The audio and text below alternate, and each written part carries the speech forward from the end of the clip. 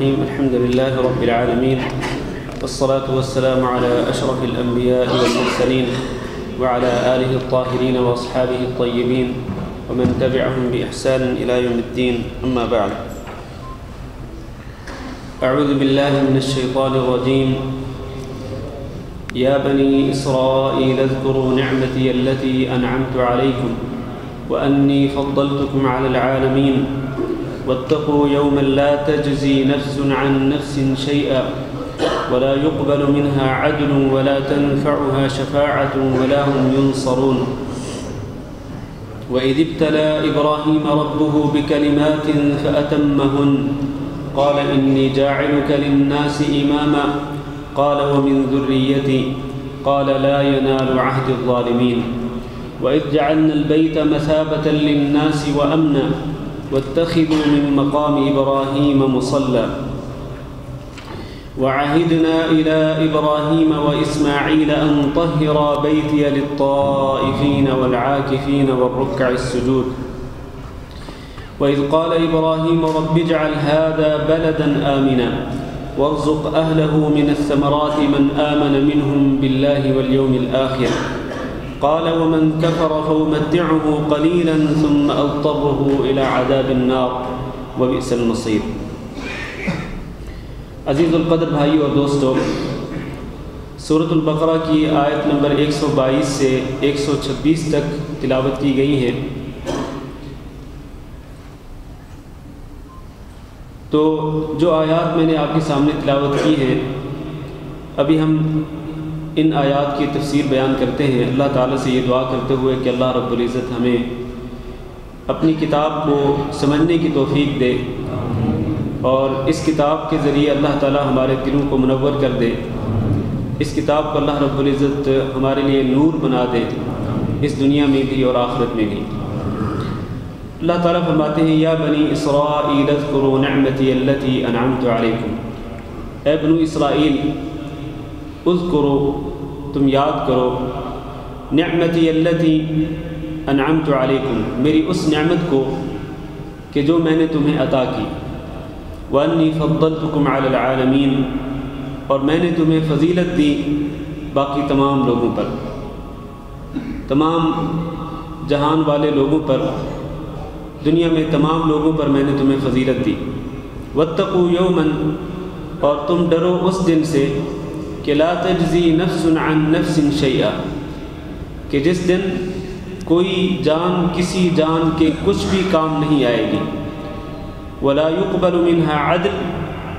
اور اس سے کوئی بدلہ قبول نہیں کیا جائے گا. ولا تنفعها شفاعہ، اور اس سے اس نفس کو کوئی شفاعت، کوئی سفارش فائدہ نہیں پہنچا سکے گی. ولا هم ينصرون، اور نہ ہی ان کی کسی اور طرح سے مدد کی جائے گی. یہ جو دو آیات ہیں، آیت نمبر 122 اور 123، بالکل اسی طرح کی آیات اس سورۃ بقرہ کے شروع میں بھی گزر چکی ہیں. جب اللہ رب العزت نے اس سورت کے 5ویں رکوع سے بنو اسرائیل کا تذکرہ فرمایا تو وہاں پر اللہ تعالیٰ نے ارشاد فرمایا یا بنی اسرائیل اذکروا نعمتی التی انعمت علیکم واوفوا بعہدی اوف بعہدکم. پھر اس سے اگلے رکوع کی ابتدا بھی اسی طرح کی آیت کے ساتھ کی کہ یا بنی اسرائیل اذکروا نعمتی التی انعمت علیکم وانی فضلتکم علی العالمین. پھر اس کے بعد جو اگلی آیت ہے وہ بالکل اسی طرح کی آیت کے مشابہ ہے جو یہاں پر ہے کہ واتقوا یوما لا تجزی نفس عن نفس شیئا. تو 5ویں رکوع میں یعنی اس سورت کی ابتدا میں بھی اللہ رب العزت نے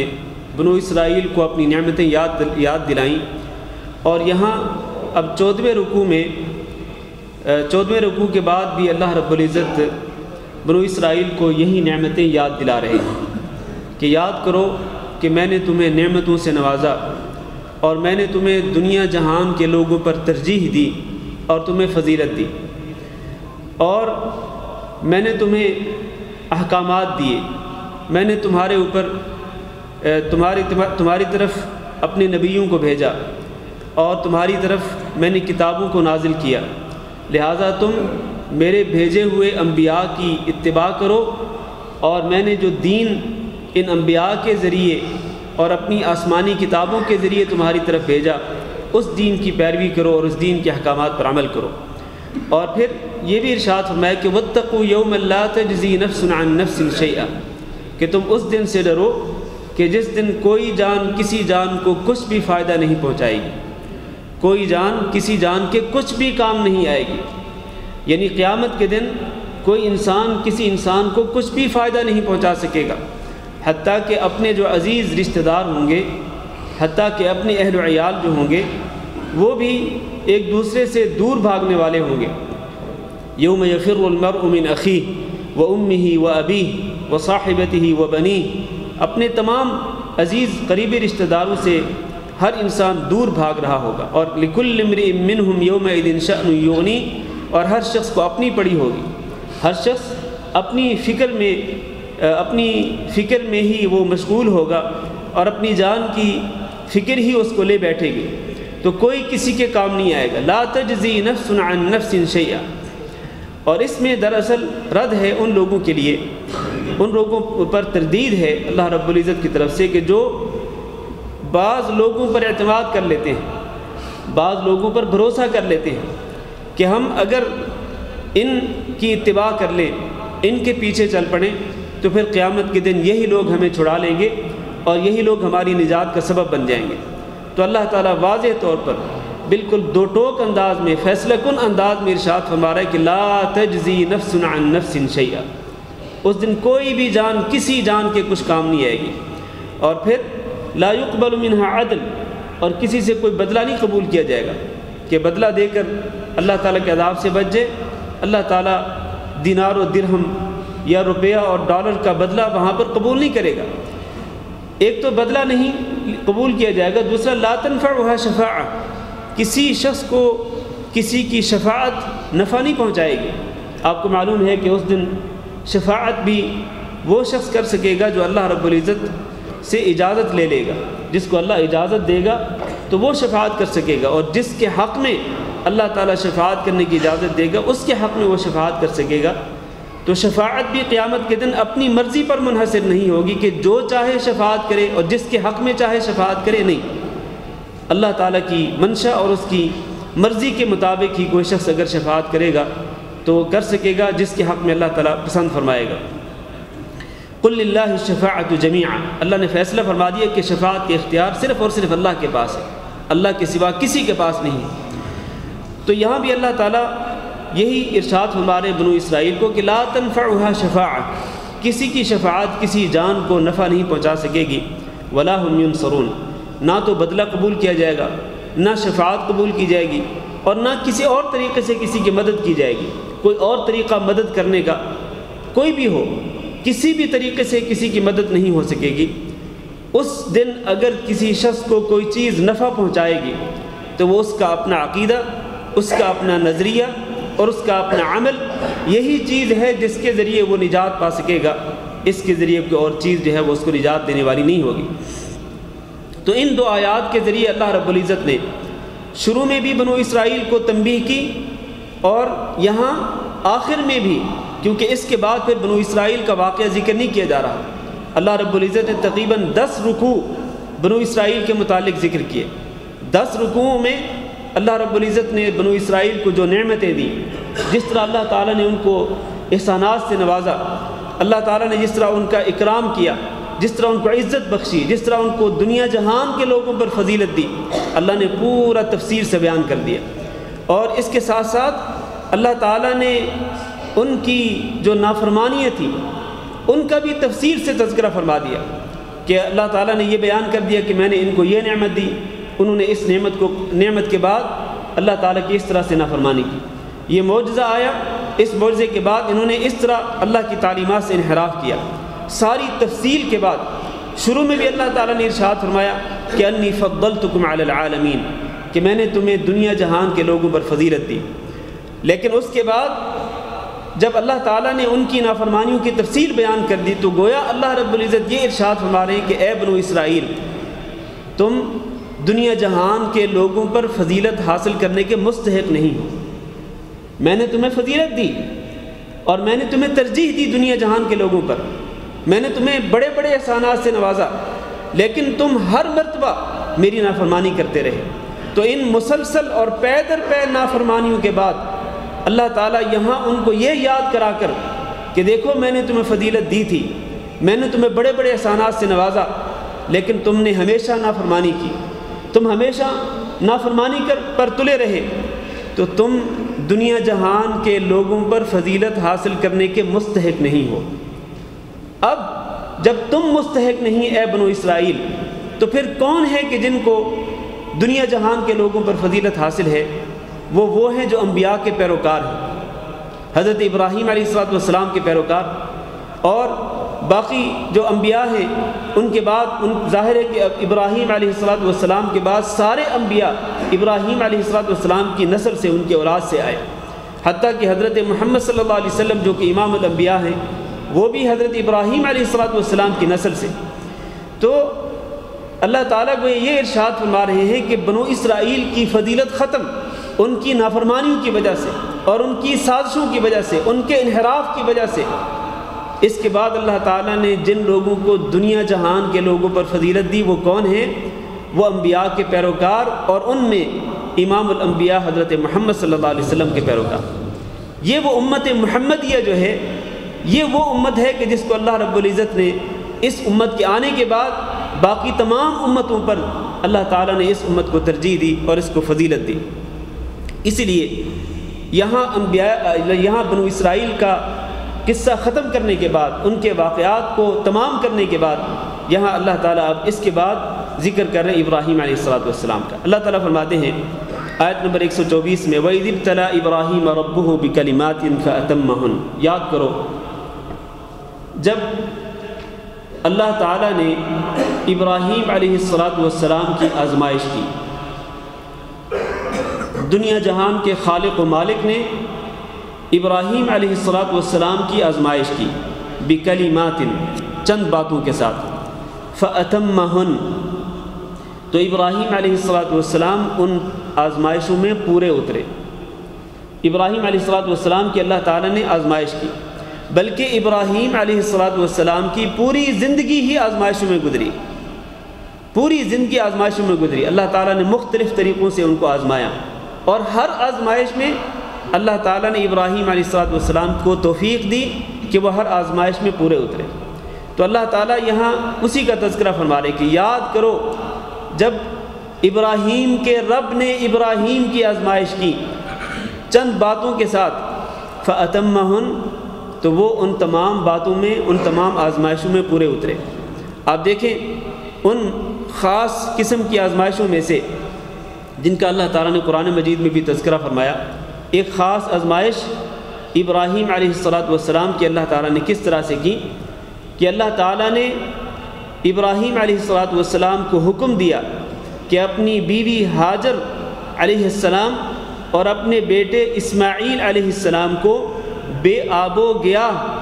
جگہ پر چھوڑ کے آپ ان کو چلے جائیں۔ چنانچہ وہ اس آزمائش میں بھی پورے اترے کہ انہوں نے اسماعیل علیہ السلام اور ان کی والدہ،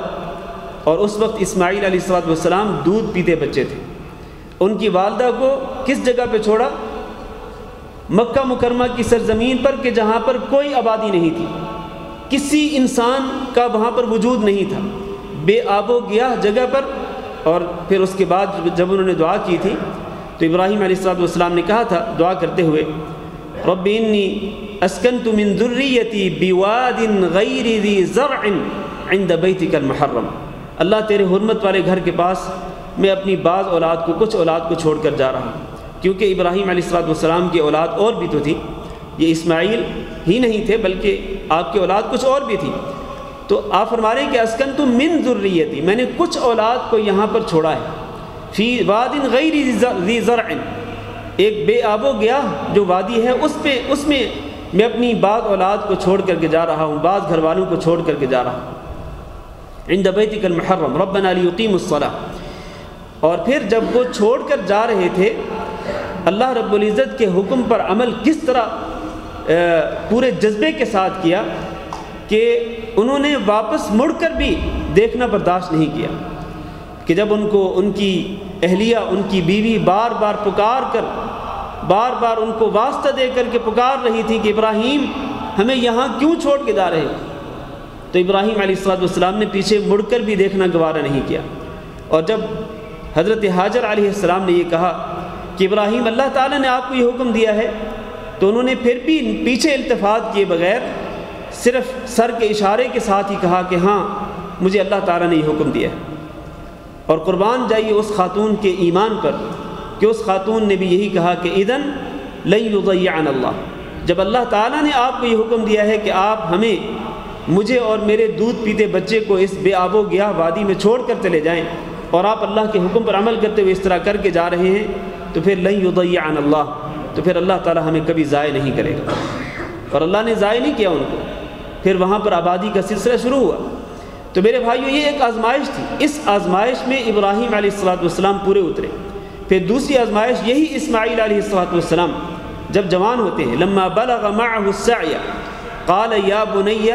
انی ارى فی المنام انی اذبحک فانظر ماذا ترى،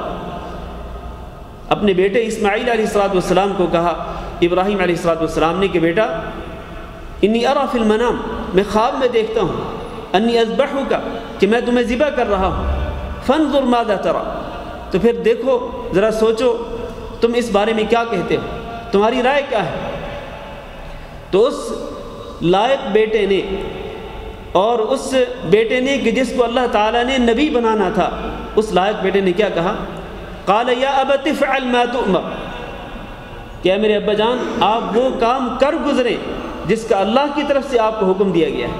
کیونکہ ابراہیم علیہ السلام نے جو خواب دیکھا تھا وہ دراصل اللہ تعالیٰ کی طرف سے وحی کے نتیجے میں اللہ کی طرف سے حکم تھا، وہ وحی، وہ خواب جو ہے وہ اللہ کی طرف سے وحی تھی۔ تو انہوں نے کہا کہ افعل ما تؤمر، اسماعیل علیہ السلام نے کہا کہ اے اللہ کے نبی ابراہیم آپ اسی طرح کریں جس طرح اللہ نے آپ کو حکم دیا ہے۔ قال ستجدنی ان شاء اللہ من الصابرین، پھر ابراہیم علیہ السلام نے وہ کام کر دکھایا جو کسی سے ہونے والا نہیں تھا، کہ انہوں نے اپنے جوان بیٹے کو لٹایا اور پھر اس کی گردن پہ چھری چلا دی۔ یہ الگ بات ہے کہ اللہ رب العزت نے اس چھری کو چلنے سے منع کر دیا، اس کی وہ کاٹنے والی صلاحیت اللہ تعالیٰ نے ختم کر دی، اور اللہ نے فرمایا فلما اسلم وتلہ للجبین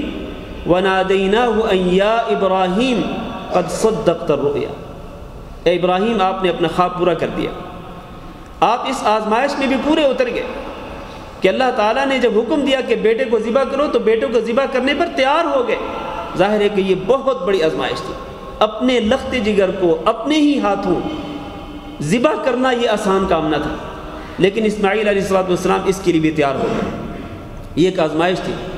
اذ ابتلى ابراہیم ربہ بکلمات فاتمہن، اس طرح کی آزمائشوں میں ابراہیم علیہ السلام پورے اترے۔ آپ ان کی ابتدائی زندگی دیکھیں ابراہیم علیہ السلام کی، کہ جس گھر میں پیدا ہوتے ہیں اس گھر میں ان کا باپ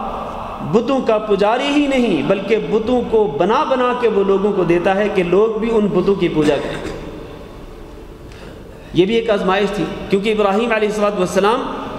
اللہ کا وہ دین لے کر کے آئے تھے کہ جس میں یہ بتوں کی پوجا نہیں تھی، وہ دین بتوں کی پوجا سے پاک تھا۔ تو اپنے باپ کو جب بتوں کا پجاری دیکھا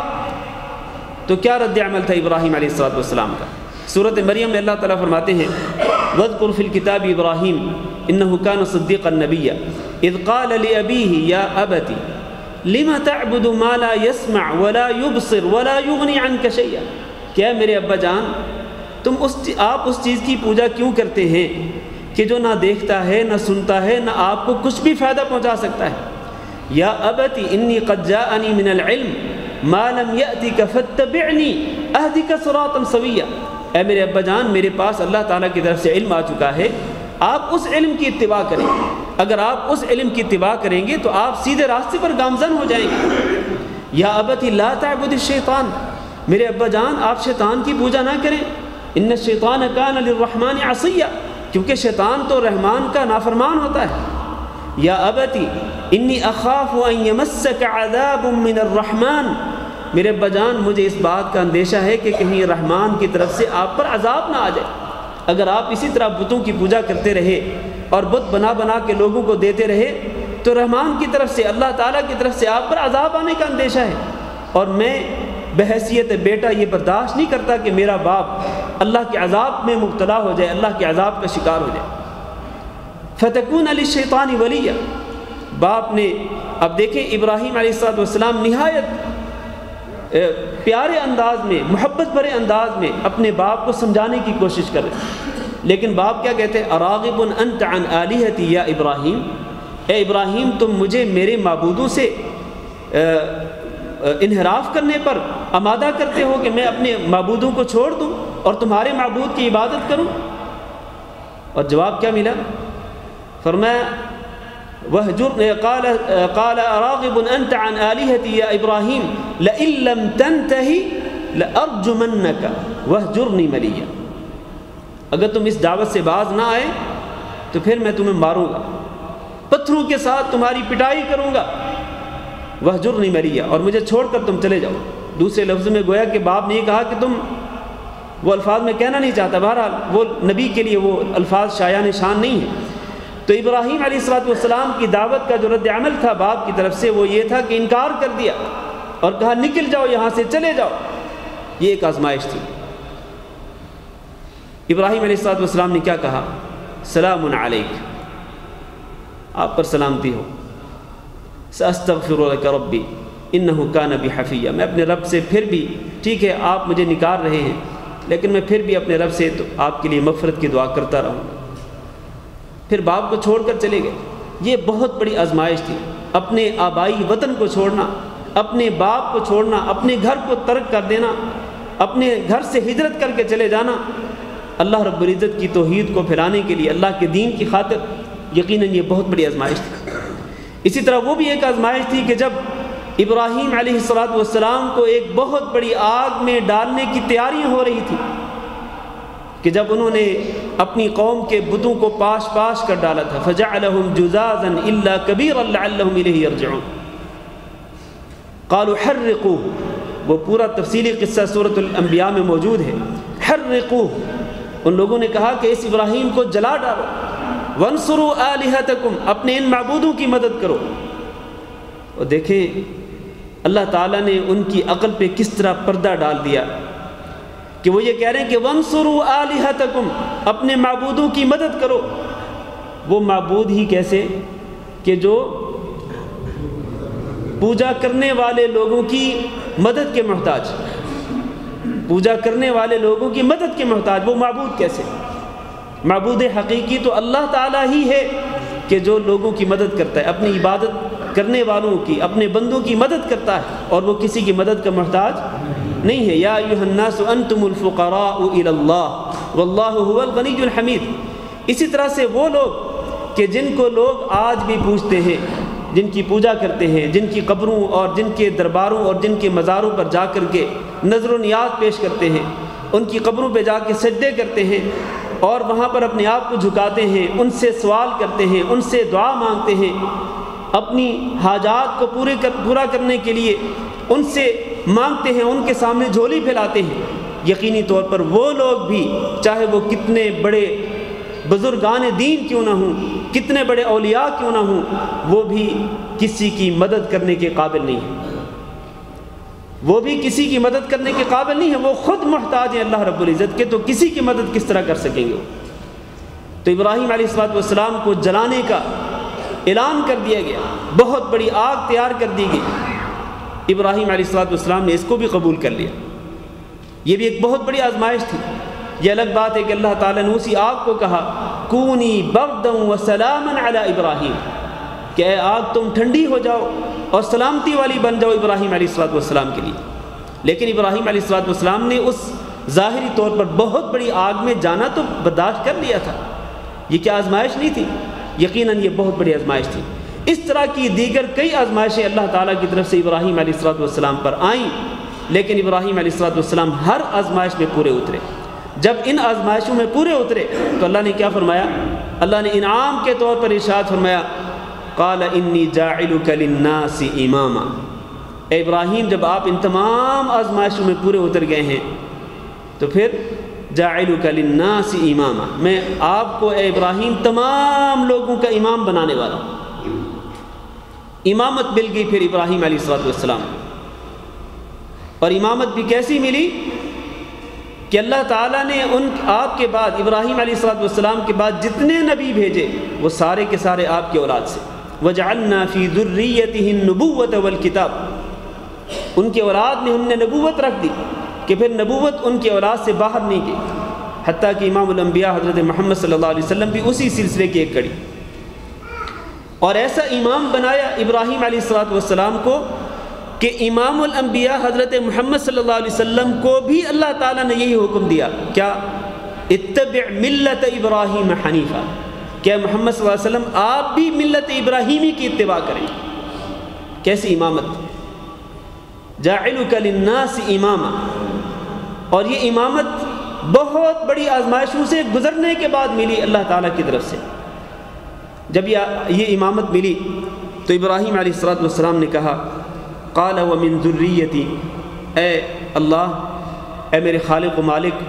تو نے مجھ پر تو احسان کر دیا، مجھے لوگوں کا امام بنا دیا، من ذریتی، اللہ میری اولاد کو بھی امام بنا دینا، یہ امامت میری اولاد کو بھی عطا کر دینا۔ اللہ نے فرمایا قال لا ینال عہد الظالمین، ٹھیک ہے میں تیری اولاد میں جو صلحاء ہوں گے، جو نیکوکار ہوں گے، ان کو امامت دوں گا، لیکن لا ینال عہد الظالمین، میرا یہ عہد تیری اولاد میں سے ظالم لوگوں کے لیے نہیں ہے۔ تیری اولاد میں جو ظالم ہوں گے، جو اپنی جانوں پر ظلم کرنے والے ہوں گے، ان کو امامت نہیں دوں گا۔ گویا امامت کے لیے اللہ تعالیٰ نے شرط لگا دی کہ جو آپ کی ملت کی اتباع کرے گا میں اس کو امامت دوں گا، جو آپ کی ملت سے انحراف کرے گا اور وہ ظالم ہوگا اس کو امامت نہیں ملے گی۔ اس سے ایک مسئلہ یہ بھی ثابت ہوتا ہے کہ قوم کا رہنما بننا، یا قوم کا پیشوا بننا، یا قوم کا قائد بننا، کسی قوم کا لیڈر بننا، یہ وصف صرف اور صرف اس شخص کو مل سکتا ہے کہ جو اللہ رب العزت کے دین کا پیروکار ہو، ملت ابراہیمی کی اتباع کرنے والا ہو، اور جو شخص ظالم ہو، اپنے اوپر ظلم کرنے والا ہو اور لوگوں کو ظلم و ستم کا نشانہ بنانے والا ہو، وہ کسی قوم کی قیادت کرنے کا حق نہیں رکھتا ہے۔ اور آج آپ جانتے ہیں کہ بہت سارے اسلامی ملکوں کے اندر بہت بڑی بڑی جماعتوں کے جو لیڈر اور قائدین ہیں وہ کون ہیں؟ وہ ہیں جو ظلم کرنے والے ہیں۔ لا ینال عہد الظالمین، اللہ تعالیٰ فرماتے ہیں کہ یہ میرا عہد ابراہیم آپ سے ہے کہ میں آپ کے اولاد میں امامت دوں گا، آپ کے اولاد کو، لیکن آپ کے اولاد میں جو ظالم ہوں گے ان کو امامت نہیں دوں گا۔ تو اس سے ثابت ہوتا ہے کہ ظلم کرنے والے شخص کو امامت کا حق نہیں ہے، حتیٰ کہ یہ جو امامت مسجد ہے وہ شخص لوگوں کا امام نہیں بن سکتا ہے، نماز کا امام بھی نہیں بن سکتا ہے کہ جو ظلم کرنے والا ہو۔ اس امامت کے لیے بھی، اس مصلی پر کھڑا ہونے کا حق بھی صرف اس شخص کو ہے کہ جو اللہ کے دین کا پیروکار ہو، اللہ کے دین کا علم رکھتے ہوئے اللہ کے دین کی اتباع کرتا ہو، وہ شخص اس مصلی پہ کھڑے ہونے کا حقدار ہے۔ لا ینال عہد الظالمین، ظالم لوگوں کے لیے یہ امامت کا درجہ نہیں ہے۔ اس کے بعد اللہ تعالیٰ فرماتے ہیں وَإِذْ جَعَلْنَا الْبَيْتَ مَثَابَةً لِلنَّاسِ، وہ وقت یاد کرو کہ جب ہم نے بنایا بیت اللہ کو، البیت سے مراد بیت اللہ، کون سا بیت اللہ؟ خانہ کعبہ، کہ جب ہم نے خانہ کعبہ کو بنا دیا مثابۃ للناس، لوگوں کے بار بار آتے جاتے رہنے کی جگہ۔ مثابہ کا جو لفظ ہے اس کا معنی کیا ہے؟ مثابہ کا لفظ جو ہے یہ ثواب سے ہے، اور ثواب کا معنی ہوتا ہے رجوع کرنا، لوٹنا، یعنی وہ مقام کہ جس کی طرف لوگ جاتے ہیں پھر جا کے واپس پلٹ جاتے ہیں، پھر ایسا نہیں کہ جب جا کے واپس پلٹتے ہیں تو پھر دوبارہ نہیں آتے، سبارہ نہیں آتے، چوتھی مرتبہ، پانچویں مرتبہ نہیں آتے، نہیں، بلکہ بار بار ان کے دل کے اندر محبت ایسی پیدا ہو جاتی ہے اس بیت اللہ کی کہ جب ایک بار دیکھ لیا تو پھر بار بار دیکھنے کی رغبت رہتی ہے، حتیٰ کہ زندگی کے آخری لمحے تک یہ خواہش رہتی ہے مسلمان کے دل میں کہ کاش ایک مرتبہ پھر وہ اس بیت اللہ کی زیارت کر لے۔ مثابۃ للناس، یہ بیت اللہ جو ہے ہم نے اس کو اس طرح بنا دیا ہے کہ یہ لوگوں کے بار بار آتے رہنے کی جگہ ہے، آتے اور جاتے رہنے کی جگہ ہے، کہ لوگ بار بار آتے ہیں، عمرہ کرتے ہیں، اس بیت اللہ کا طواف کرتے ہیں، بار بار اس بیت اللہ کی زیارت کرتے ہیں، پھر چلے جاتے ہیں، پھر واپس لوٹتے ہیں، پھر جاتے ہیں، پھر واپس لوٹتے ہیں۔ تو اس طرح ہم نے اس گھر کو بنا دیا ہے کہ یہ گھر جو ہے یہ بار بار آتے جاتے رہنے کی جگہ ہے۔ وَأَمْنَ، ایک تو یہ وصف ہے بیت اللہ کا، دوسرا وَأَمْنَ، کہ ہم نے اس بیت اللہ کو امن کی جگہ بنا دیا ہے۔ اور امن بھی کس قدر زیادہ، یہاں پر کسی کا خون بہانا تو دور کی بات، یہ بیت اللہ اس قدر امن والا ہے کہ اس بیت اللہ کے ارد گرد جو حرم شریف ہے،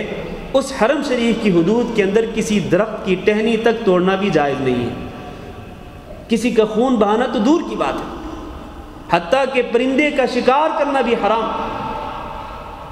درخت کی ٹہنی توڑنا بھی حرام، اس قدر امن والی جگہ ہے یہ۔ ایک اور جگہ پہ فرمایا کہ من دخلہ کان آمنا، جو شخص اس بیت اللہ میں داخل ہو جاتا ہے وہ امن میں آ جاتا ہے۔ اور آپ کو معلوم ہے کہ جب نبی کریم صلی اللہ علیہ وسلم فتح مکہ کے موقع پر مکہ مکرمہ میں داخل ہوئے تھے تو حرم شریف کی حدود کے اندر قتال ہوا تھا، لڑائی ہوئی تھی باقاعدہ فتح مکہ کے موقع پر، اور کئی لوگ مارے گئے تھے، کفار میں سے کئی لوگ مارے گئے تھے۔ رسول اکرم صلی اللہ علیہ وسلم نے اس فتح مکہ کے بعد آپ نے اعلان کیا تھا کہ لوگوں، ایک گھڑی کے لیے اللہ رب العزت نے اس شہر مکہ میں میرے لیے ایک گھڑی کے لیے قتال کرنا جائز قرار دے دیا تھا، لیکن اس گھڑی کے بعد اب قیامت تک کے لیے اس بیت اللہ کے اندر یا اس حرم شریف کے اندر قتال کرنا جائز نہیں۔ قتال حرام ہے، جنگ و جدال حرام ہے، خون بہانا حرام ہے۔ یہ بیت اللہ جو ہے یہ امن والی جگہ ہے۔ اس کے بعد اللہ فرماتے ہیں وَاتَّخِذُوا مِن مَّقَامِ إِبْرَاهِيمَ مُصَلًّى، ہم نے حکم دیا کہ تم مقام ابراہیم کو جائے نماز بناؤ، مقام ابراہیم کو جائے نماز بناؤ۔ مقام ابراہیم کون سی جگہ ہے؟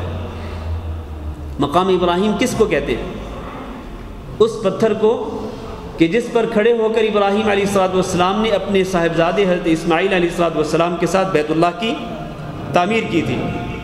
اور اس پتھر پہ ابراہیم علیہ السلام کے قدموں کے نشانات بھی موجود ہیں۔ وہی جو پتھر ہے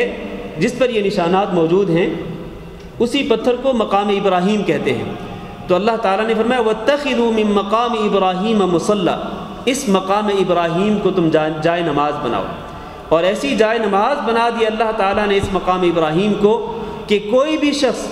طواف کے بعد جب تک وہ اس مقام ابراہیم کے سامنے 2 رکعت نماز ادا نہ کرے تو اس کا طواف پورا نہیں ہوتا ہے۔ اور وہ طواف کوئی بھی ہو، چاہے وہ طواف حج ہو، طواف عمرہ ہو، فرضی طواف ہو، نفلی طواف ہو،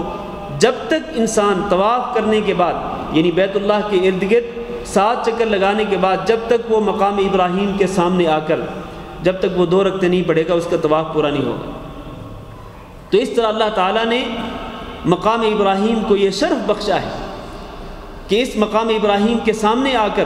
آپ 2 رکعت نماز ادا کریں۔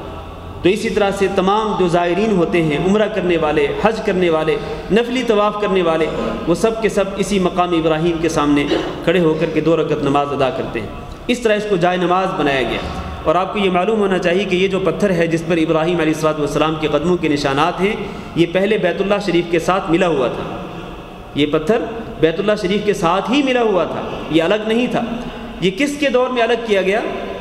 حضرت عمر بن خطاب رضی اللہ تعالیٰ عنہ کے دور میں اس پتھر کو بیت اللہ سے الگ کر کے اس جگہ پہ رکھ دیا گیا جس جگہ پہ اس وقت یہ موجود ہے، اور اس کو ایک شیشے کے ساتھ بند کر دیا گیا ہے۔ تو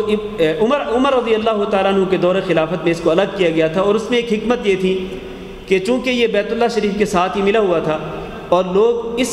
پتھر کے سامنے ہی، اس مقام ابراہیم کے سامنے چونکہ نماز بھی پڑھنی ہوتی تھی ہر طواف کے بعد، تو یہاں پر بہت زیادہ رش ہو جایا کرتا تھا، حتیٰ کہ طواف کرنے والے طواف نہیں کر سکتے تھے۔ تو اس لیے عمر رضی اللہ تعالیٰ عنہ نے اس مصلحت کے پیش نظر کہ تاکہ طواف کرنے والوں کا طواف جاری رہے آسانی کے ساتھ، انہوں نے اس پتھر کو یہاں سے ہٹا لیا اور پھر اس کو پیچھے اس جگہ پہ رکھ دیا جس جگہ پہ آج کل یہ موجود ہے۔ اس کے بعد اللہ تعالیٰ فرماتے ہیں وَعَهِدْنَا إِلَىٰ إِبْرَاهِيمَ وَإِسْمَاعِيلَ، ہم نے عہد لیا ابراہیم علیہ السلام سے اور اسماعیل علیہ السلام سے۔ کس بات کا عہد لیا؟ ان طہرا بیتی، کہ تم دونوں پاک کرو میرے گھر کو۔ کن لوگوں کے لیے پاک کرو؟ للطائفین، سب سے پہلے طواف کرنے والوں کے لیے، والعاکفین، نمبر 2 اعتکاف میں بیٹھنے والوں کے لیے، والرکع السجود، نمبر 3 رکوع کرنے والے اور سجود سجدے کرنے والے یعنی نماز پڑھنے والوں کے لیے میرے اس گھر کو پاک کر دو۔ اللہ تعالیٰ نے یہاں 4 عبادات کا ذکر کیا ہے، طواف، اعتکاف، رکوع اور سجدہ، 4 عبادات کا ذکر کیا اللہ رب العزت نے کہ ان 4 عبادات کو سر انجام دینے والے، یہ 4 عبادتیں کرنے والے جو لوگ ہیں ان کے لیے اے ابراہیم اور اے اسماعیل میرے گھر کو پاک کر دو۔ کس چیز سے پاک کر دو؟ یہ تطہیر جو ہے یہ 2 قسم کی ہے۔ ایک تو یہ کہ اس گھر کو ہر قسم کے شرک سے اور شرک کرنے والوں سے پاک کر دو، کہ اس گھر میں کوئی بھی شرک، کسی قسم کا شرک نہ ہو اور کوئی بھی شرک کرنے والا یہاں پر نہ آئے، اس لیے کہ انما المشرکون نجس فلا يقرب المسجد الحرام بعد عامهم هذا، اللہ نے اعلان کر دیا کہ مشرکین نجس ہیں، ناپاک ہیں، لہذا یہ مشرک اس مسجد حرام کے قریب نہ آئیں، اللہ نے منع کر دیا۔ اور آج آپ کو پتہ ہے کہ حرم شریف کے جو حدود ہیں وہ بالکل واضح ہیں، اور حرم شریف کے باہر جو بھی روڈ مکہ مکرمہ کے اندر داخل ہوتے ہیں باہر ہی لکھ دیا جاتا ہے کہ حرم شریف کی حدود شروع ہونے والی ہیں، تو یہاں سے کوئی کافر، ظاہر ہے کہ کافر جو شرک کرتا ہے، جو ناپاک ہے، ناپاک عقیدہ رکھتا ہے، اس کے لیے منع کر دیا جاتا ہے کہ وہ حرم شریف کی حدود کے اندر داخل نہیں ہو سکتا، لا يقرب المسجد الحرام بعد عامهم هذا۔ تو ابراہیم علیہ السلام اور اسماعیل علیہ السلام کو اللہ تعالیٰ نے حکم دیا، بلکہ عہد لیا ان دونوں سے کہ میرے اس گھر کو پاک کرو، ایک تو کس سے؟ شرک سے اور شرک کرنے والوں سے، کہ یہاں نہ شرک کا وجود ہو نہ شرک کرنے والے یہاں پر آئیں۔ لہٰذا اس بات کو ہمیں سمجھنا چاہیے کہ یہ بیت اللہ شریف جو ہے یہ توحید کا، اللہ تعالیٰ کا پہلا توحید کا گھر ہے، کہ جہاں پر توحید ہی ہونی چاہیے، توحید کو ماننے والے ہی وہاں پر جانے چاہیے، وہ لوگ نہ جائیں وہاں پر کہ جو وہاں پر پہنچ کر بھی یا شیخ عبد القادر جیلانی پکارتے ہیں، یا علی پکارتے ہیں، یا رسول اللہ پکارتے ہیں۔ اس طرح جو شرک کا مظاہرہ کرنے والے، شرک کا ارتکاب کرنے والے لوگ ہیں، ان کے لیے جائز نہیں ہے کہ وہ بیت اللہ شریف کے اندر یا حرم شریف کی حدود کے اندر داخل ہوں۔ ان لوگوں سے حرم شریف کو پاک کرنا لازم ہے۔ ان طہر بیتی للطائفین، ایک تو یہ تطہیر ہے، یہ طہارت ہے، یہ پاک کرنا ہے بیت اللہ کو شرک سے اور شرک کرنے والوں سے۔ اور دوسرا کیا ہے؟ دوسری طہارت ہے کہ ناپاک چیزوں سے، گندی اور ناپاک چیزوں سے آپ اس بیت اللہ کو پاک کریں، کہ اس بیت اللہ کے اندر کوئی گندی چیز نہ ہو، کوئی ناپاک چیز نہ ہو، کوئی بھی ہو گندی چیز، ناپاک چیز، نجس چیز جو ہے اس کو وہاں سے ہٹانا لازم ہے، بیت اللہ کو پاک کرنا لازم ہے۔ تو یہ دونوں طہارتیں جو ہیں ان کا حکم دیا ابراہیم علیہ السلام کو اور اسماعیل علیہ السلام کو اللہ تعالیٰ نے، اور انہوں نے اسی پر عمل کیا۔ حتیٰ کہ آپ کو معلوم ہے کہ جب مشرکین مکہ نے اسی بیت اللہ کے اندر بت رکھ چھوڑے تھے، وہ منات، وہ عزا اور لات نامی جو باقی جو بت تھے، ان بتوں کو جب انہوں نے یہاں پر رکھا تھا اور بیت اللہ میں لوگ آ کے بتوں کی پوجا کرتے تھے، تو جب اللہ رب العزت نے نبی کریم صلی اللہ علیہ وسلم کو مکہ فتح کرنے کی توفیق دی، تو مکہ فتح کرنے کے بعد رسول اکرم صلی اللہ علیہ وسلم نے سب سے پہلا جو کام کیا وہ کیا تھا کہ آپ نے ان بتوں کو پاش کیا، اور آپ نے فرمایا جاء الحق وزهق الباطل ان الباطل كان زهوقا۔ تو بیت اللہ کو شرک سے پاک کرنا ضروری ہے۔ اور یہاں سے ایک مسئلہ اور بھی سمجھ لیں، اگرچہ یہ آیت جو ہے یہ بیت اللہ یعنی صرف خانہ کعبہ کے متعلق ہے کہ خانہ کعبہ کو پاک کرنا چاہیے شرک سے، شرک کرنے والوں سے اور باقی نجاستوں سے، باقی تمام گندی چیزوں سے، اسی طرح سے جس طرح اس بیت اللہ کو جو کہ خانہ کعبہ ہے اس کو پاک کرنا لازم ہے ان تمام نجاستوں سے، اسی طرح اللہ تعالیٰ کے گھر دنیا میں جہاں کہیں بھی ہیں، اللہ کے ہر گھر کو شرک سے اور شرک کرنے والوں سے اور تمام نجاستوں سے پاک کرنا لازم ہے۔ اسی لیے یہاں پر بھی شاید وہ آیت لکھی ہوئی ہو، لیکن وہاں پر نہ بھی لکھی ہوئی ہو تو قرآن مجید میں وہ آیت موجود ہے کہ وَأَنَّ الْمَسَاجِدَ لِلَّهِ فَلَا تَدْعُوا مَعَ اللَّهِ أَحَدًا، کہ مسجدیں اللہ تعالیٰ کے لیے ہوتی ہیں، لہٰذا مسجدوں کے اندر تم اللہ تعالیٰ کے ساتھ کسی اور کو مت پکارو، یہ شرک نہ کرو مسجد کے اندر آ کر، یہ نجاست اور یہ گندگی مت پھیلاؤ، یہ عقیدے کی نجاست اور عقیدے کی غلاظت جو ہے یہ اللہ کی مسجدوں کے اندر آ کر کے نہ پھیلاؤ۔ اور آج افسوس کے ساتھ کہنا پڑتا ہے کہ مساجد کے اندر یہ غلاظت پھیلائی جا رہی ہے، مساجد کے اندر یہ شرک کی گندگی اور شرک کی نجاست جو ہے وہ پھیلائی جا رہی ہے۔ اللہ تعالیٰ سے دعا ہے کہ اللہ تعالیٰ ہم سب کو اس گندگی سے اور اس نجاست سے پاک رہنے کی اور اس سے دور رہنے کی توفیق دے، اور اللہ تعالیٰ مسلمانوں کو بھی توفیق دے کہ وہ اس نجاست سے پاک ہو جائے۔ تو اللہ رب العزت نے ابراہیم علیہ الصلوۃ والسلام اور اسماعیل علیہ الصلوۃ والسلام دونوں کو یہ حکم دیا کہ وہ بیت اللہ کو پاک کریں۔ اور یہاں سے ایک اور مسئلہ بھی سمجھ لیں، دیکھیں تمام نجاستوں اور تمام غلاظتوں سے بیت اللہ کو یعنی اللہ کے گھر کو، مسجد کو پاک کرنا ضروری ہے۔ یہی وجہ ہے کہ شریعت کے اندر صرف مساجد کو بنانے کا ہی حکم نہیں دیا گیا، بلکہ رسول اکرم صلی اللہ علیہ وسلم نے حکم دیا، امرنا رسول اللہ صلی اللہ علیہ وسلم ببناء المساجد وان تنظف وتطیب، کہ ہمیں رسول اکرم صلی اللہ علیہ وسلم نے حکم دیا ہے کہ ہم مسجدیں بنائیں بھی اور مسجدوں کی صفائی بھی کریں اور مسجدوں کو پاک صاف رکھیں۔ یہ حکم ہے رسول اکرم صلی اللہ علیہ وسلم کا، لہذا تمام کی تمام مساجد کو ہر قسم کی گندگی اور نجاست سے پاک رکھنا ضروری ہے۔ اور اس کی اہمیت اس قدر زیادہ ہے میرے عزیز بھائیوں کہ رسول اکرم صلی اللہ علیہ وسلم نے یہ بھی ارشاد فرمایا کہ من اکل بصلا او ثوما فلیعتزل مسجدنا، کہ جو شخص پیاز کھا لے یا لہسن کھا لے، یعنی کچا پیاز اور کچا لہسن کہ جس سے آپ کے منہ میں بدبو ہو جائے، فرمایا فلیعتزل مسجدنا، جو شخص یہ دو چیزیں کھا لے اور کھانے کے بعد اس کے منہ میں بدبو پیدا ہو جائے تو وہ ہماری مسجد کے اندر داخل ہی نہ ہو، ہماری مسجد کے قریب تک نہ آئے، وہ مسجد سے باہر رہے۔ اس قدر ضروری ہے کہ اس مسجد کو یعنی اللہ کی کوئی بھی مسجد ہو، اللہ کا کوئی بھی گھر ہو، اس کو ہر قسم کی بدبو تک سے بھی پاک رکھنا ضروری ہے۔ بدبو بھی نہیں پھیلائی جا سکتی ہے، لیکن افسوس سے کہنا پڑتا ہے کہ اللہ تعالیٰ نے، اللہ کے رسول صلی اللہ علیہ وسلم نے یہ جو دو حلال چیزیں ہیں، بصل حلال ہے، یہ پیاز کھانا حلال ہے، اور لہسن بھی حلال ہے، یہ حرام نہیں ہے دونوں چیزیں، لیکن چونکہ ان کی وجہ سے سمیل ہوتی ہے، بدبو ہوتی ہے، تو اللہ کے رسول صلی اللہ علیہ وسلم نے مسجد کے اندر آنے سے منع کر دیا۔ افسوس سے کہنا پڑتا ہے کہ آج لوگ حرام چیزوں کا تناول کرنے کے بعد، حرام چیزیں کھانے پینے کے بعد وہ بڑی دیدہ دلیری کے ساتھ مساجد کے اندر آتے ہیں اور ان کے منہ سے وہ بدبو آ رہی ہوتی ہے۔ اور انہی حرام چیزوں میں سے ایک حرام چیز وہ سگریٹ نوشی بھی ہے، تمباکو نوشی کرنا، سگریٹ نوشی کرنا حرام ہے اسلام کے اندر، لیکن لوگ دیدہ دلیری کے ساتھ یہ تمباکو نوشی اور سگریٹ نوشی کرنے کے بعد کہ جب ان کے منہ سے بدبو آ رہی ہوتی ہے اسی حالت میں مسجد کے اندر آ جاتے ہیں۔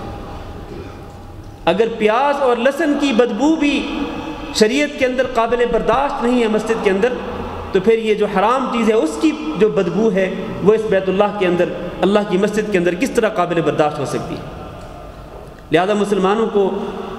اللہ کے گھروں کو پاک رکھنا چاہیے ان تمام چیزوں سے۔ آپ دیکھیں نا، اللہ کے گھر کو پاک رکھنے اور اللہ کے گھر کو صاف کرنے کی فضیلت کتنی زیادہ ہے کہ ایک کالے رنگ کی عورت نبی کریم صلی اللہ علیہ وسلم کی جو مسجد تھی اس کی صفائی کرتی تھی، مسجد نبی کی، پھر اچانک وہ غائب ہو گئی۔ لوگوں سے پوچھا کہ وہ کالے رنگ کی عورت کہاں ہے جو مسجد کی صفائی کرتی تھی؟ کہا کہ وہ تو مر گئی ہے، اور جب وہ مری تھی تو ہم نے نماز جنازہ خود ہی پڑھا کر کے اس کو دفنا دیا تھا اور آپ کو بتایا ہی نہیں، کیونکہ ہمارے نزدیک اس کی کوئی اہمیت نہیں تھی۔ یہ صحابہ کرام کی طرف سے یہ جواب تھا۔ رسول اکرم صلی اللہ علیہ وسلم نے فرمایا افلا آذنتمونی، اور کیا تم نے مجھے خبر نہیں دی؟ تمہیں تو چاہیے تھا کہ تم مجھے خبر دیتے اس کی وفات کی، میں خود اس کی نماز جنازہ پڑھاتا۔ اور پھر رسول اکرم صلی اللہ علیہ وسلم باقاعدہ قبرستان میں گئے اور اس کی قبر کے سامنے کھڑے ہو کر آپ نے اس کی نماز جنازہ ادا کی، دفنانے کے بعد اس کی نماز جنازہ ادا کی۔ اور یہ اس کی دلیل ہے کہ کسی شخص کو دفنانے کے بعد بھی اس کی نماز جنازہ پڑھی جا سکتی ہے اس کی قبر پہ جا کر۔ یہ عظمت ہے، یہ قدر و منزلت ہے اس شخص کی کہ جو مسجد کو پاک رکھتا ہے، مسجد کی صفائی کرتا ہے۔ تو اس طرح یہ اہمیت ہے مساجد کو، اللہ کے گھروں کو، بیوت اللہ کو، مساجد اللہ کو پاک رکھنے کی اور ان کی صفائی کرنے کی اور ان کے اندر صفائی کا اہتمام کرنے کی۔ یہ عظمت ہے اور یہ اس کی فضیلت ہے۔ یا ایک اور بات بھی عرض کر دوں کہ اللہ نے فرمایا کہ وَأَن طَهِّرَ بَيْتِيَ لِلطَّائِفِينَ، کہ میرے گھر کو، کون سا گھر؟ ان طَهِّرَ بَيْتِي، میرے اس گھر کو یعنی خانہ کعبہ کو تم پاک کرو، کن لوگوں کے لیے؟ للطائفین، طواف کرنے والوں کے لیے۔ اس کا مطلب ہے کہ طواف جو ہے وہ صرف خانہ کعبہ کا ہو سکتا ہے، طواف خانہ کعبہ کے علاوہ کسی اور مقام کا نہیں ہو سکتا ہے، کسی کی قبر کا طواف نہیں ہو سکتا ہے، کسی کے مزار کا طواف نہیں ہو سکتا ہے، کسی کے دربار کا طواف نہیں ہو سکتا ہے۔ طواف اگر دنیا میں کسی ایک جگہ کے لیے خاص ہے تو وہ صرف اور صرف بیت اللہ کے لیے، خانہ کعبہ کے لیے، باقی کسی بھی جگہ پر دنیا میں کسی جگہ کا طواف نہیں ہو سکتا ہے۔ ان طہر بیتی للطائفین والعاکفین والرکع السجود، میں آخری آیت بس پڑھا اس کی تفسیر عرض کر دوں اختصار کے ساتھ، پھر ہم اپنا درس ختم کرتے ہیں۔ وَإِذْ قَالَ إِبْرَاهِيمُ رَبِّ اجْعَلْ هَذَا بَلَدًا آمِنًا، اور وہ وقت یاد کرو کہ جب ابراہیم علیہ السلام نے دعا کرتے ہوئے کہا تھا ربی، اے میرے رب، اجعل هذا، اس کو یعنی مکہ کی طرف اشارہ کرتے ہوئے کہا تھا، اس مکہ کی سرزمین کو بلدن آمنا، امن والا شہر بنا دے، وارزق اہلہ من الثمرات، اور اس مکہ شہر میں رہنے والے لوگوں کو پھلوں کا رزق عطا فرما، لیکن سب کو نہیں۔ فرمایا من آمن منہم باللہ والیوم الآخر، اس مکہ کے رہنے والے لوگوں میں سے ان لوگوں کو اللہ پھلوں کا رزق عطا کرنا کہ جو ایمان لائیں تیرے ساتھ اور آخرت کے دن پر، اللہ پر اور آخرت کے دن پر جو ایمان لائیں ان کو اللہ پھلوں کا رزق عطا کرنا۔ یہ شرط کیوں لگا دی ابراہیم علیہ السلام نے؟ آپ میں سے کون جواب دے گا اس کا؟ کہ ابراہیم علیہ السلام نے جب دعا کی مکہ کے رہنے والوں کے لیے تو دعا میں شرط لگا دی من آمن باللہ والیوم الآخر، کہ جو اللہ پر ایمان لانے والا ہو اور آخرت کے دن پر ایمان لانے والا ہو تو ان کو اللہ پھلوں کا رزق عطا کرنا، باقیوں کو نہیں۔ یہ شرط کیوں لگائی ابراہیم علیہ السلام نے؟ اس کی وجہ کیا تھی؟ نہیں، وجہ بتلائیں، وجہ کیا تھی؟ ہاں، یہ اصل وجہ ہے کہ جب ابراہیم علیہ السلام نے امامت کا سوال کیا تھا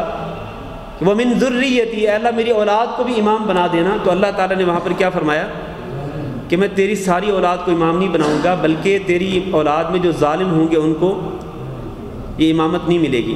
تو وہ بات چونکہ ابراہیم علیہ السلام کے ذہن میں موجود تھی تو انہوں نے یہاں پر دعا کرتے ہوئے یہی کہا کہ اے اللہ اس مکہ کے رہنے والے لوگوں میں سے جو تیرے اوپر ایمان لانے والے ہوں اور آخرت کے دن پر ایمان رکھنے والے ہوں تو ان کو اے اللہ پھلوں کا رزق عطا کر دینا۔ لیکن یہاں پر اللہ نے کیا جواب دیا؟ اللہ نے فرمایا وَمَن كَفَرَ فَأُمَتِّعُهُ قَلِيلًا، یہ آپ کی شرط جو ہے یہ پھلوں کے رزق کے لیے قابل قبول نہیں ہے، جو بھی کفر کرے گا اس کو بھی تھوڑا بہت ضرور عطا کروں گا۔ یہ کھانے پینے کے لیے اللہ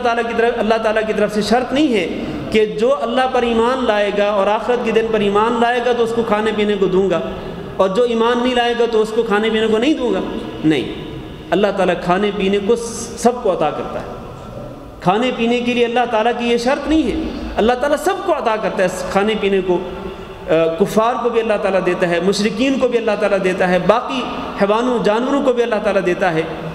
لیکن اللہ تعالیٰ فرماتے ہیں من کفر فأمتعه قلیلا، جو کفر کرے گا اس کو میں تھوڑا سا ضرور عطا کروں گا، لیکن ثم اضطره الى عذاب النار، دنیا کے اندر تو اس کو دنیا کا ساز و سامان اور یہ پھلوں کا رزق ضرور دوں گا، لیکن ثم اضطره الى عذاب النار، پھر اس کو جہنم کے عذاب میں جھونک دوں گا، والعیاذ باللہ، وبئس المصیر، اور وہ جہنم جو ہے وہ بہت بہت برا ٹھکانہ ہے۔ تو میرے عزیز بھائیوں، اس آیت سے ہمیں یہ سبق ملتا ہے کہ اللہ رب العزت ہر ایک کو دیتا ہے کھانے پینے کے لیے، لیکن اللہ رب العزت کے نزدیک دنیا اور آخرت میں جو اصل کامیابی ہے وہ صرف اور صرف اللہ پر ایمان لانے والے لوگوں کے لیے اور آخرت کے دن پر ایمان رکھنے والے جو لوگ ہیں ان کے لیے ہے۔ اللہ تعالیٰ سے دعا کرتے ہیں کہ اللہ رب العزت ہمیں اس کتاب اللہ کو سمجھنے کی توفیق دے، اس پر عمل کرنے کی توفیق دے، اور اللہ تعالیٰ اس کتاب کو ہمارا ساتھی بنائے، قبر میں بھی آخرت کے دن بھی اللہ تعالیٰ ہمیں اس کتاب کی شفاعت نصیب فرمائے، اللہ تعالیٰ ہمارے گناہوں پر ہم سے درگزر فرمائے، اور اللہ تعالیٰ ہم اگر کوئی تھوڑی بہت نیکیاں کرتے ہیں تو اللہ وہ نیکیاں قبول فرما لے اپنے فضل و کرم کے ساتھ، اور ہمارے گناہوں پر ہم سے درگزر فرمائے،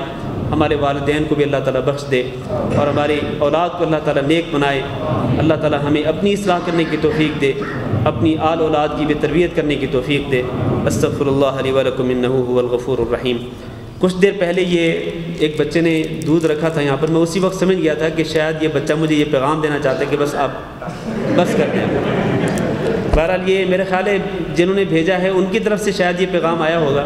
کہ مولانا اب آپ بس کر دیں، ابھی کافی وقت ہو گیا ہے، حالانکہ وقت اتنا زیادہ نہیں ہوا تھا۔ بہرحال ایک سوال آیا ہے میرے پاس، بلکہ سوال کا جواب دینے سے پہلے آپ کو یہ بتلا دوں کہ ہمارے بھائی آصف صاحب جو ہے نا، ان کی طرف سے ایک اعلان ہے کہ عمدۃ الاحکام جو ہم کتاب پڑھتے ہیں یہ حدیث کی کلاس میں، تو یہ باب الحیض تک، یعنی ہم نے جہاں تک پڑھا ہے کتاب الصلاۃ سے پہلے جہاں تک ہم نے پڑھا ہے، تو کتاب الطہارہ مکمل جو ہے طہارت کے مسائل پر جو مشتمل ہے، وہ انگلش زبان میں موجود ہے ان کے پاس، انگلش زبان میں۔ وہ اس میں سافٹ کاپی ہے، مطلب وہ اچھا PDF فائل ہے، وہ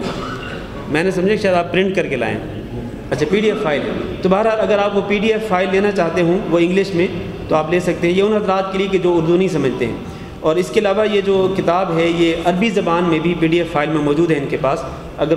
کوئی صاحب عربی زبان میں لینا چاہتے ہو تو وہ لے سکتے ہیں۔ باقی انشاءاللہ اردو زبان میں یہ جو کتاب ہے ضیاء الکلام، یہ ابھی کچھ نسخے اس کے آئے تھے، باقی انشاءاللہ مزید آ جائیں گے، تو جب آ جائیں گے تو انشاءاللہ باقی جو لینے والے حضرات ہیں خواہش مند ہیں ان کو انشاءاللہ مل جائے گی۔ ایک سوال آیا میرے پاس کہ کیا زکوٰۃ کا مال غریبوں کی ضرورت کے کاموں کے لیے خرچ کیا جا سکتا ہے، جیسے پانی کی سپلائی وغیرہ؟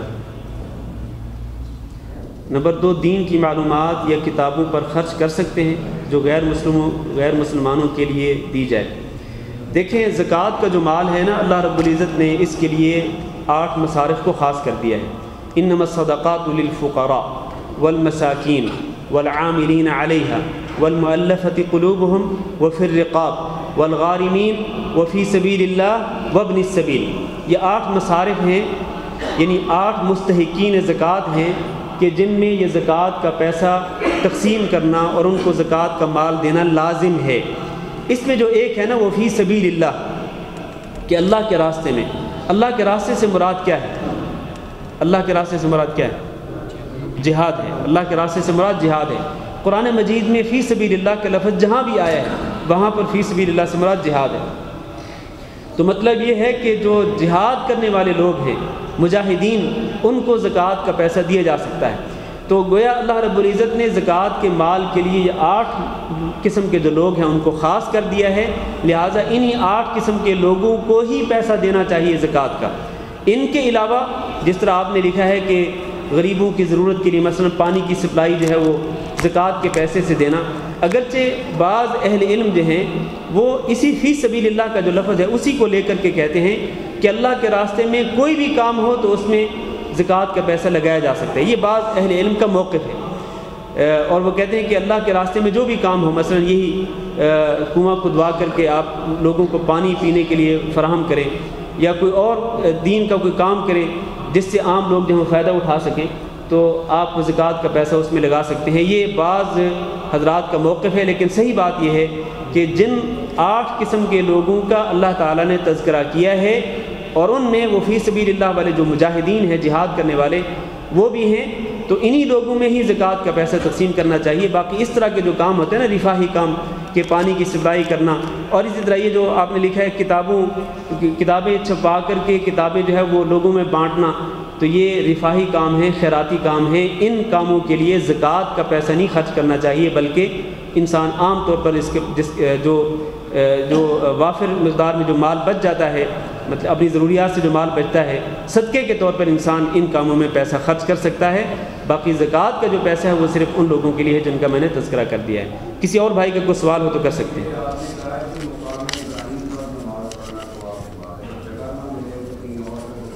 ہاں جی،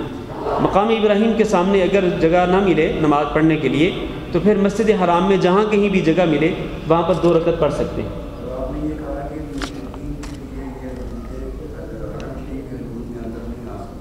جی ہاں، تو یہ جو کلمہ گو مشرک جو ہوتے ہیں، اصل میں ان کلمہ گو مشرکین کی پہچان نہیں ہو سکتی ہے کہ یہ مطلب ان کی کوئی خاص نشانی نہیں، ظاہر ہے کہ وہ کلمہ گو ہوتے ہیں، کلمہ پڑھنے والے ہوتے ہیں، اپنے آپ کو مسلمان ظاہر کرتے ہیں، تو ظاہر ہے کہ ان لوگوں کو جو ہے وہ باہر نہیں رکھا جا سکتا ہے، اور نہ ہی حکومت وقت جو ہے وہ اس طرح کر سکتی ہے کہ کلمہ گو مسلمان جو ہیں چاہے وہ مشرک کیوں نہ ہوں، چاہے وہ شرک کیوں نہ کرتے ہوں، تو وہ ان کو کس طرح سے باہر رکھ سکتی ہے، یہ ایسا عملی طور پر ممکن نہیں ہے۔ لیکن میں نے جو بات کی ہے وہ یہ ہے کہ اللہ نے جو قرآن مجید میں ارشاد فرمایا کہ انما المشرکون نجس فلا یقربوا المسجد الحرام، کہ مشرک جو ہیں وہ نجس ہوتے ہیں، ناپاک ہوتے ہیں، وہ مسجد حرام کے قریب نہ آئیں۔ تو اس سے مراد وہ مشرک ہیں کہ جو علی الاعلان شرک کرتے ہوں اور کھلم کھلا شرک کرتے ہوں اور مشرکین کی صف میں ہی ان کا شمار ہوتا ہو، تو حاکم وقت کے لیے یہ لازم ہے کہ وہ اس طرح کے جو علی الاعلان کھلم کھلا مشرک ہوں ان کو وہ حدود حرم سے باہر نکالے اور حدود حرم کے قریب ان کو نہ آنے دے، حرم کے اندر ان کو نہ آنے دے۔ یہ حکومت وقت کا کام ہوتا ہے۔ لیکن اگر اس طرح مسلمانوں کے اندر ہی بعض لوگ ایسے ہوں کہ جو شرک کرتے ہوں، تو اس طرح ان لوگوں کو جو ہے وہ دور رکھنا بہت مشکل ہو جاتا ہے، عملی طور پر ایسا ممکن نہیں ہے۔ بھائی لکھا ہے کہ ہمارے بھائی پتہ نہیں کیا نام لکھا ہے کہ ان کی والدہ بہت بیمار ہیں، اللہ تعالیٰ سے صحت کی دعا فرمائیں۔ تو دعا کرتے ہیں اللہ رب العزت سے کہ اللہ رب العزت ان خاتون کو شفائے کاملہ نصیب فرمائے، اور باقی جتنے مریض ہیں، بیمار ہیں، چاہے وہ یہاں پر موجود ہوں یا ہمارے عزیز رشتہ داروں میں، ہمارے دوستوں میں جو بھی بیمار ہیں، اللہ تعالیٰ سب کو شفائے کاملہ نصیب فرمائے، اللہ تعالیٰ صحت کاملہ نصیب فرمائے، تندرستی نصیب فرمائے، اور اللہ تعالیٰ ہم سب کو تمام بیماریوں سے محفوظ رکھے۔ استغفر اللہ لی و لکم انہ هو الغفور الرحیم۔ جزاکم اللہ خیرا۔